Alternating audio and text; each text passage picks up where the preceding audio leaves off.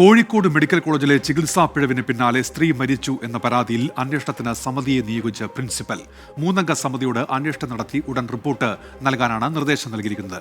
ഗർഭപാത്രം നീക്കം ചെയ്യാനെത്തിയ പേരാമ്പ്ര സ്വദേശിയായ വീട്ടമ്മയാണ് കഴിഞ്ഞ ദിവസം മെഡിക്കൽ കോളേജ് ആശുപത്രിയിൽ വെച്ച് മരിച്ചത്.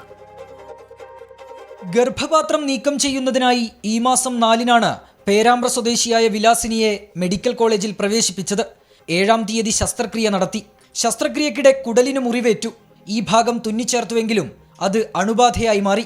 ഗുരുതരാവസ്ഥയിൽ വെന്റിലേറ്ററിലായിരുന്ന വിലാസിനി ബുധനാഴ്ച രാവിലെയോടെയാണ് മരിച്ചത്.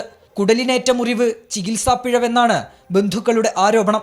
ഇതിനു പിന്നാലെയാണ് സംഭവത്തിൽ അന്വേഷിച്ച് റിപ്പോർട്ട് നൽകാൻ മെഡിക്കൽ കോളേജ് പ്രിൻസിപ്പൽ 3-അംഗ സമിതിയെ ചുമതലപ്പെടുത്തിയത്.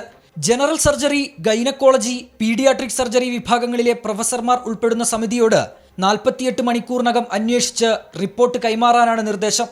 അതേസമയം ബന്ധുക്കൾ നൽകിയ പരാതിയിൽ അസ്വാഭാവിക മരണത്തിന് കേസെടുത്ത പെരുവണ്ണാമൂഴി പോലീസ് അന്വേഷണം ആരംഭിച്ചു. കോഴിക്കോട് മെഡിക്കൽ കോളേജിൽ ചികിത്സാ പിഴവ് എന്ന പരാതി ഇത് ആദ്യമായല്ല. മുൻപുയർന്ന ആരോപണങ്ങളിൽ എത്ര എണ്ണത്തിൽ കൃത്യമായ അന്വേഷണം നടത്തി കർശനമായ നടപടി സ്വീകരിച്ചിട്ടുണ്ട് എന്നുള്ളതാണ് ഉയരുന്ന പ്രധാന ചോദ്യം. അഭിജിത്ത് മുഴക്കുന്ന്, 24 കോഴിക്കോട്.